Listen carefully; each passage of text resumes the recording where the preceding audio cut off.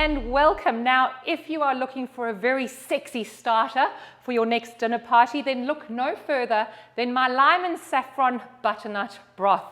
Now, in the kitchen with me today is the beautiful and very talented Chef Christine. Hello. So Christine, we go way back. We do. You were one of my students at the cooking school.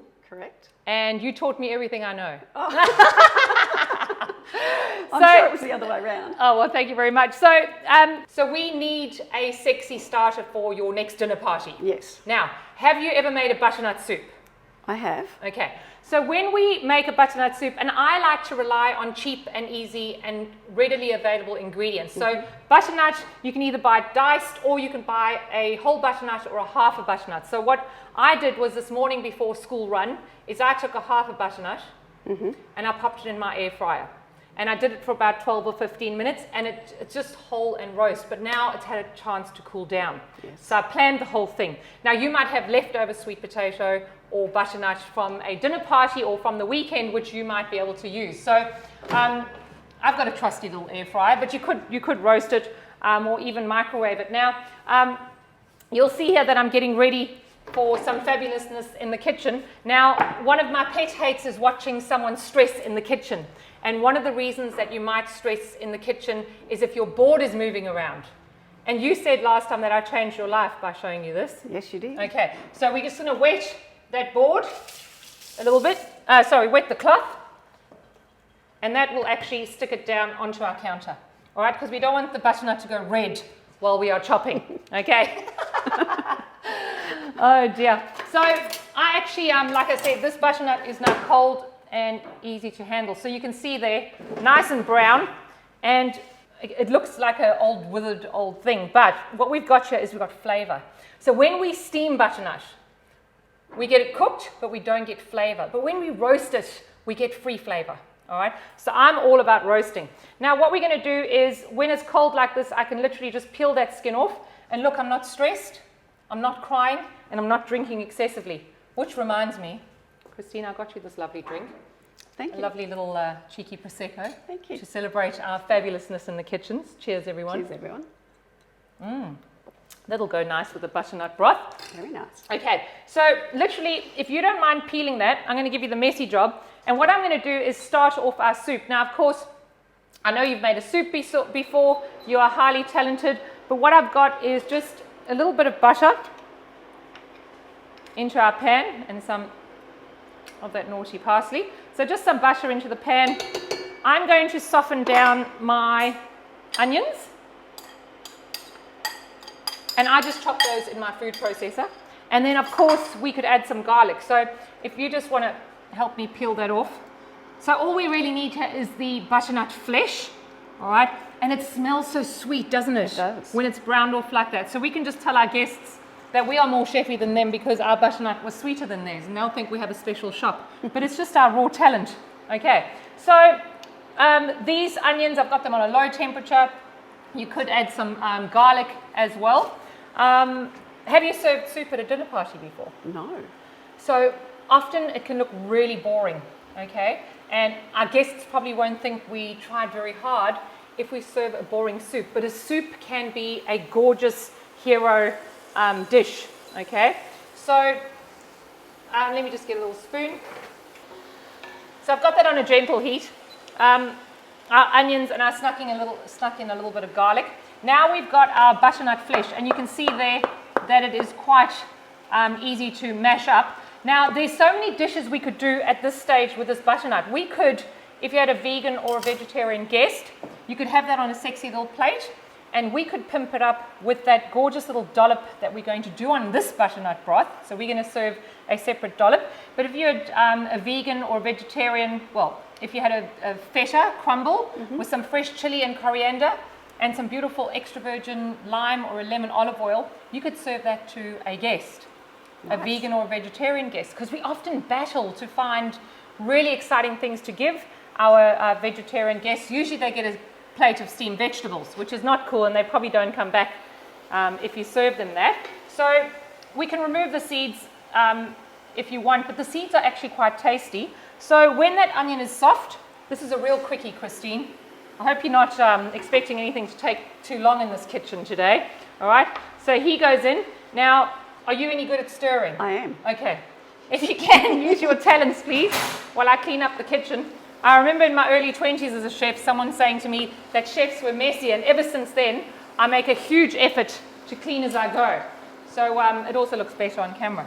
So what we've got in there is that beautiful butternut. We've got our softened onions, just a little bit of butter. If you prefer, you could use an olive oil. And I don't mind that little bit of darkness there because we are going to blend that up and I'm going to pimp it up anyway. Now with the stock, so just to wet down that soup, we are actually able to add, you could just use water and then build a stock over it, so either a stock powder or a stock cube. And of course if you've made your own stock, but if you haven't, then a stock powder or a stock cube is okay. And here we could use a mushroom stock or a vegetarian stock or a chicken, or if you had to, I suppose you could use a beef. So here's some, you know they always say in the movies, here's some I made earlier. So this is just a store-bought stock. Sometimes you have to cheat. You do. And lie. You can tell them you made it yourselves. All right, so we are going to put that in there. And literally, our soup is 5 seconds away from being done. Now, very good stirring, Christine. So we got some flavor in there from the stock. We've got flavor in there from roasting the sweet potato, the butternut. So now what we do is we're going to blend it up until it is ridiculously velvety and gorgeous and smooth, okay? And what we need for that is either a stick blender, or if you let that cool down, you could put it into a food processor. What have you got at home? A blender. A blender, okay. So as long as you don't put hot food under pressure, please don't blend in one of those little, the little mixers with the lid, yeah, because they will actually explode and damage you. So in a minute, I'll blend that up. But now I'm already planning the applause at the dinner party. So we do have soup bowls that I could use, but if I'm wanting something a little bit sexy, it might be a dinner party where we might be mingling for the first half an hour and not sitting down. I could possibly serve my butternut broth in a sexy teacup. There we go. So I've pulled up the good stuff for you, all right? So we're not going to put these in the oven or anything. So you generally put hot liquids in there. We are going to do our butternut broth in there, but I'll also get some soup bowls if you're a traditional kind of girl. All right, we'll get those as well. So Christine, I've got lots of different bowls, okay? And I always say that serving a dish in a different plate or a different bowl, your guests will not know that you've rehashed the same recipe, all right? And that's why I'm so successful at my dinner parties, and when my guests arrive, I'm all relaxed and ready to go, is because I know how to lie and cheat my way through a lot of recipes. That is now done. All right, so before we add some fresh cream, okay, just to finish that off, I highly recommend a taste. So don't burn yourself, but always taste your food, because we have an opportunity now, if it's not seasoned enough, to fix that. So it would be very, people wouldn't come back to your parties if you served them an unseasoned soup. Because I always say, season your food, it shows you care. How's that? A little bit bland. All right, we will need to adjust the seasoning. So at this stage, so you see, you've got to be honest with yourself, Christine. Yeah. At this stage, I'm going to pop in a little bit more stock powder. So let me grab that. Now this is the one I like, but when you're using a store-bought stock powder, I always say sniff it. Because if you like the smell, you're going to like the taste. Now I don't like a lot of cooked celery flavor, so I don't like any of the stocks that have that high celery, but that's a personal taste completely. So I think that will fix it. We're going to add, I sniff everything before I use it, just in case. We're going to add some lovely dairy cream. And of course, if this was for your vegan or vegetarian, you could use a coconut cream as well. And then you could even change the flavors that you put in there. So if we were doing a coconut cream, I could put in a Thai curry paste in the beginning, and then we could serve it as a Thai butternut broth. Very nice. I get too excited, don't I? We should have a drink. We should. Cheers. That's how you should be cooking, is with happiness. Okay, so now taking my trusty stick blender. Now, always, if you're wearing a fancy white dress, maybe do this before you get dressed.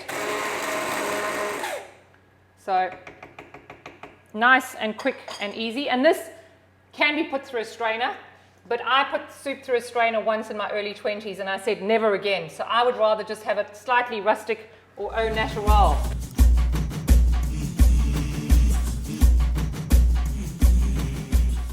So I did a sneaky taste just to make sure. Now the other component that I'm going to do is just here with just some of that dairy cream. And in my recipe that I've given you, I've said a feta and chive dollop. Now we're going to do that, but I like to give you two ideas with the same recipe because I want you to live happily ever after in your kitchen, Christine. Thank you. I can't promise in the rest of your life, but in your kitchen, I'm your girl. Now the same blender, I'm just going to pop the whisk attachment on there.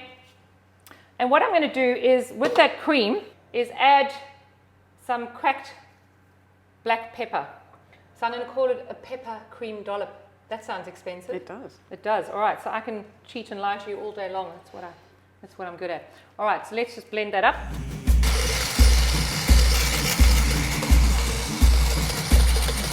Now that's thickening up. That is looking good. So I'll stop it there. Of course, these little things, you could have them done in advance so that on the night when your guests arrive, you do not have to stress, all right?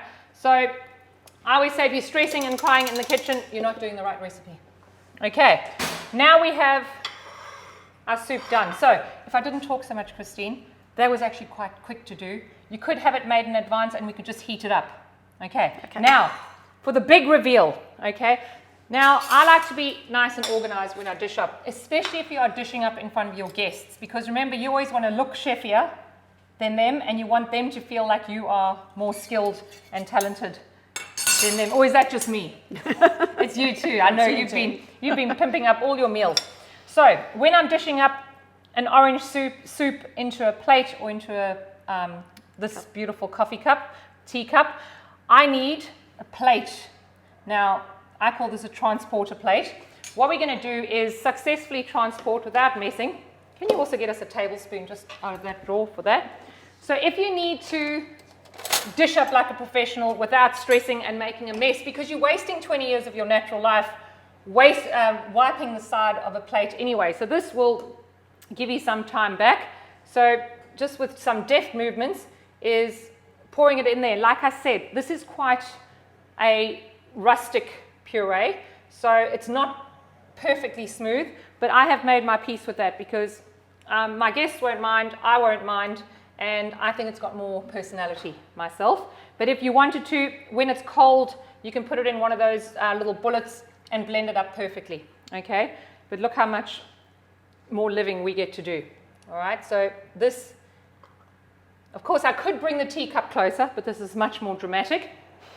Okay, now that's quite a big portion for a soup, but I'm thinking that, you know, if your main course is running late or something, this would definitely fill them up a little bit. So Christine, I just dished up all three bowls. So what we've got here is for our lovely dollop. Now the dollop sounds very dramatic. I've got some cream cheese and some feta. Now you can use a Danish feta. This is a little bit drier. This is like one of the Greek fetas, or like we usually buy an Australian feta or whatever feta you can get. And the reason I like the feta is it's very nice and salty, but very gorgeous and creamy, okay? So we get extra personality, we don't even have to work for it. The cream cheese is going to hold our little dollop together, all right? So I'm planning everything. So what we're gonna do is just squish the two together. Then what I'm going to do is just season that. So I've got a little bit of that black pepper.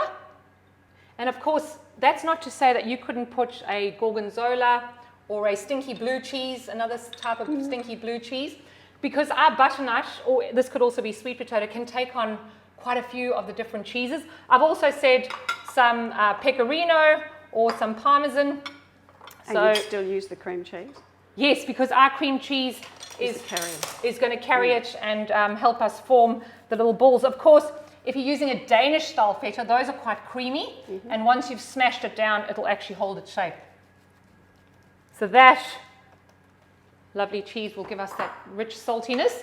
Now, what I've got here is some fresh basil. I've also got some edible petals out of my garden. So snapdragons, dianthus, pansies, violas, those are all edible petals. And then I've got some gorgeous basil. And this is actually a chiffonade cut. Does that sound expensive, Christine? It does. Yes. Expensive. Remember, I'll always use the more chefy terms so that I can intimidate my guests and make them think that I'm more chefy. So a chiffonade cut is any flat leaf, and you can see I'm just doing it into a ribbon shape here with scissors or a knife, so that you can charge them extra $10 for your chiffonade of basil, and it's really just chopped basil. So here we've got, and of course your hands should be clean. So let me actually just go quickly wash my hands. If you squish that for me. So into that, I've got our 3 different cheeses. Now, of course, you could have served this straight away, but we do want that round of applause. That is very good squishing, Christine. Thank you very much. I'm going to use, let's just use this spoon. Now, just to make our dollop, how does that look? Could look Could better. be better, yeah. So what I'm going to do is with deft movements and my clean hands, now you can see why I cleaned it, is we are going to take our glamorous little cheese ball. I'm going to throw it into our petals and our herbs, and I'm going to give it a little whirl, and look how much more, I want some pink on there. Look how much more expensive that looks than our first attempt. All right, so we're not crying, we're not stressed, we're just feeling really good about ourselves. Now, here is another opportunity just to do a nice chefy drizzle. So straight out of the cream, my tablespoon just happens to fit in there. I can do a nice glamorous swirl. What do you think? It does look more expensive like that. Okay. You could also do maybe a line, and maybe I don't even have to look, and we can just do whatever you want. Okay. So that goes in there. I could do a lovely black pepper. This is actually a bit of mushroom dust and black pepper.